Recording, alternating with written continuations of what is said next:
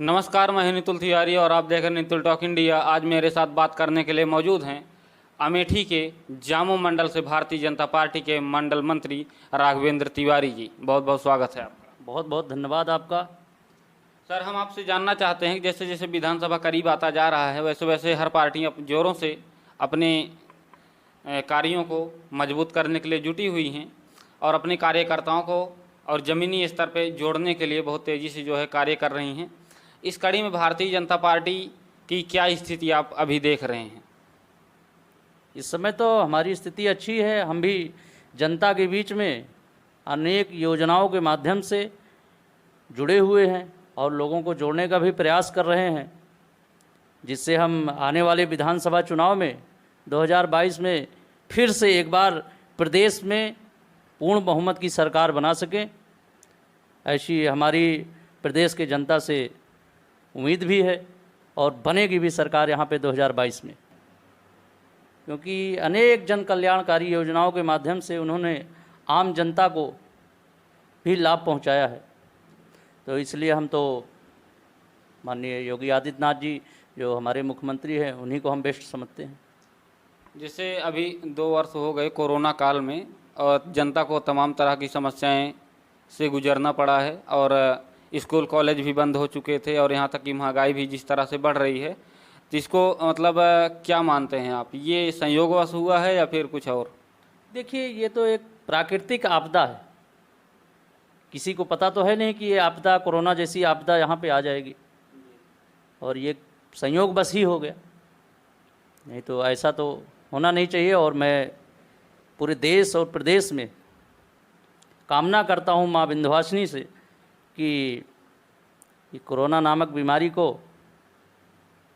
जड़ से उखाड़ के फेंकें। 4 साल हो गए सरकार को और अगले वर्ष जो है विधानसभा चुनाव भी होने वाला है। तो अभी तक जो है जितने भी समय बीता है इस सरकार का, आप जो है इस सरकार में हुए ऐसे मतलब कोई कार्य जिसको आप रोल मॉडल मानते हों, ऐतिहासिक मानते हों, क्या है वो कार्य जो आप बताना चाहेंगे जनता के बीच में? बहुत सारे ऐसे काम हैं। आप देखिए, जनधन योजना है, उज्ज्वला योजना है, और ये प्रधानमंत्री किसान योजना है। बहुत सारे ऐसे, और ये अभी जो हाल ही में ये प्रधानमंत्री राशन वितरण, बताइए 80 करोड़ लोगों को राशन इस देश में मिल रहा है महीने में 2 बार। ये अपने आप में एक बहुत बड़ी उपलब्धि है। ऐसा किसी सरकार में नहीं हुआ है।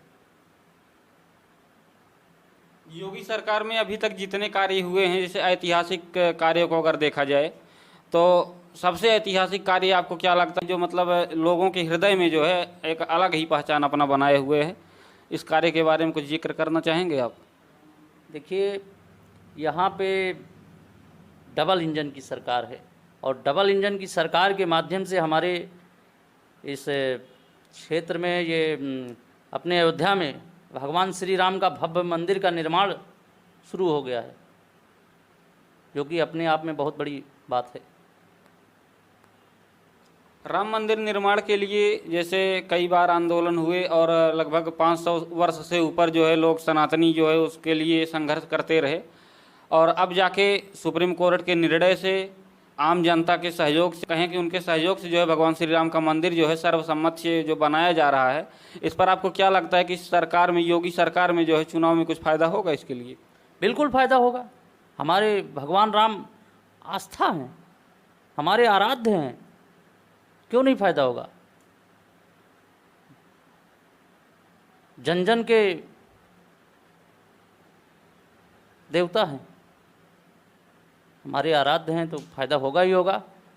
हमारी कल्पना थी कि उनका मंदिर बने, भव्य मंदिर बने श्री राम का, भगवान का। अखिलेश सरकार में अयोध्या में जो रामलीला समाप्त कराई गई थी और उसको जो है योगी सरकार ने पुनः शुरू की है, इसका आपको क्या लगता है कि कुछ माहौल बनेगा आम जनता पे? बिल्कुल बनेगा। रामलीला के माध्यम से बहुत सारे ऐसे उनके जो एक क्रियाकलापों से हम बहुत कुछ हासिल कर सकते हैं। महंगाई पर काबू करने के लिए मतलब क्या विचार है अभी तक आपका? भाई देखिए, ये महंगाई तो आती रहेगी जाती रहेगी, लेकिन फिर भी हमने कंट्रोल किया है, काफ़ी हद तक महंगाई को कंट्रोल किया है। कुछ चीज़ें हैं जो नहीं हो पाई, लेकिन बहुत हद तक। पहले आप देखिए 200 रुपये किलो में प्याज बिकती थी, आज 30 रुपये में। काफ़ी हद तक कंट्रोल किया जा रहा है, ऐसा नहीं है कि नहीं कर रहे हैं, कंट्रोल किया जा रहा है जी। प्रयास जारी है अपनी सरकार की तरफ से कि कंट्रोल किया जाए। किसान आंदोलन पर क्या कहना चाहेंगे? किसान आंदोलन का कोई मतलब नहीं है। ये सब जो किसानों के नाम पे आंदोलन कर रहे हैं वो तो बड़े बड़े किसान बन गए, अपने आप को किसान बताने लगे। कोई किसान उसान नहीं है जो है, ये सब इतने वो कर रहे हैं, कुछ है वह नहीं। जो है किसान, जो है किसान वो किसान ही है अभी तक, और जो बड़े किसान हैं वो किसान अपने आप में ही किसान बने हैं। वो मतलब आप मानते हैं कि वो लोग बड़े किसान हैं, किसान की श्रेणी में आते हैं, आप इसको मान रहे हैं वो कि किसान आंदोलन है? नहीं नहीं नहीं नहीं, वो बड़े आदमी हैं, वो किसान नहीं है। किसान जो है वो घर में बैठा अपना खेती कर रहा है कि वहाँ जाएगा धरने में? धरने में कहाँ कौन किसान है? इस बार केजरीवाल आम आदमी पार्टी की सरकार जो है बहुत तेजी के साथ जो है यूपी में अपना जन अभियान चला रही है। आपको क्या लगता है यूपी में आम आदमी पार्टी का कितना असर रहेगा? कोई असर नहीं है यहाँ पे आम आदमी पार्टी का। बस वो अपना एक राज्य तक वहीं सीमित हैं, दिल्ली तक वहीं रहें, और वहाँ पे अपना हम लोग भी इस बार पूरी कोशिश करेंगे कि उनको दिल्ली से भी हटा देंगे, और यूपी में उनका कोई असर नहीं है यहाँ पे। समाजवादी पार्टी के बारे में क्या कहना चाहते हैं? क्योंकि क्षेत्रीय पार्टी है और इसका भी दबदबा अपने आप में जो है रहा है, तो इसके बारे में क्या कहना चाहिए? कोई टक्कर वक्कर में नहीं है। इस बार पूर्ण रूप से फिर से पूर्ण बहुमत की सरकार बना रहे हैं हम 2022 में। समाजवादी पार्टी कोई नहीं है यहाँ पे, बीजेपी भारतीय जनता पार्टी की ही सरकार बनेगी यहाँ 2022 में। मायावती जी को अगर देखा जाए तो वो जो है कई वर्षों से अब जो है नपे तुले बयान देती हैं और विवादों से बचती नजर आ रहे हैं। आपको क्या लगता है इस बार मायावती जी का जो निर्णय है कि हम जो है हम माफियाओं को जो है अपनी पार्टी में टिकट नहीं देंगे, आपको क्या लगता है इससे जो है कुछ उनको फ़ायदा होने वाला है? नहीं, कुछ नहीं है, कुछ नहीं होगा। वो सब कहने के लिए है मात्र जो है, और कुछ नहीं है। वो अभी कह रही हैं, लेकिन ऐसा कुछ है नहीं।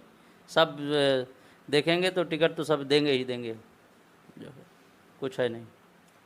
लोग जो है बीजेपी को अब सड़क गड्ढा युक्त सड़क के कारण जो है घेरते नजर आ रहे हैं कि जो है योगी जी ने कहा था कि हमारी सरकार बनी तो 15 दिन के अंदर गड्ढा मुक्त सड़कें हो जाएंगी, लेकिन अब जो है लोग गड्ढा युक्त सड़कों को दिखा दिखा के कि यहाँ पे इतने गड्ढे हो गए, लोग इससे परेशान हो रहे हैं। तो गड्ढा युक्त सड़कें जो है कितनी परेशानी का सबब बनने वाली हैं आपके लिए?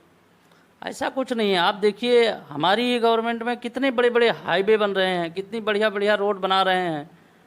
तो रोड में कहीं कोई कमी नहीं है। कहीं हो सकता है कि थोड़ा बहुत हो, ठीक हो जाएगा कोई जो है। और भी इतने बड़े बड़े हाईवे, फ्लाईओवर सब आम जनता के लिए ही तो बना रहे हैं, अपने लिए थोड़ी बना रहे हैं। शिक्षा के मुद्दे पर आप क्या कहना चाहेंगे? छात्रों के लिए या फिर रोजगार के लिए क्या बोलना चाहेंगे? देखिए, जहाँ तक रोजगार की बात है तो हमारी सरकार पूरा प्रयास में है कि सबको रोजगार दिया जाए। और शिक्षा की बात है तो शिक्षा में भी जो है, चाहे वो ऑनलाइन के माध्यम से पढ़ाई हो रही हो, सरकार का प्रयास है कि जल्दी से जल्द जो है जो ये बीमारी चल रही है कोरोना जो है ये ख़त्म हो, और बच्चों का जो है शिक्षा के ऊपर उसका पूरा ध्यान है। ऐसा नहीं है कि नहीं ध्यान है, अच्छा काम भी कर रही है शिक्षा के ऊपर। कैमरामैन ब्रिजेश के साथ नितुल तिवारी।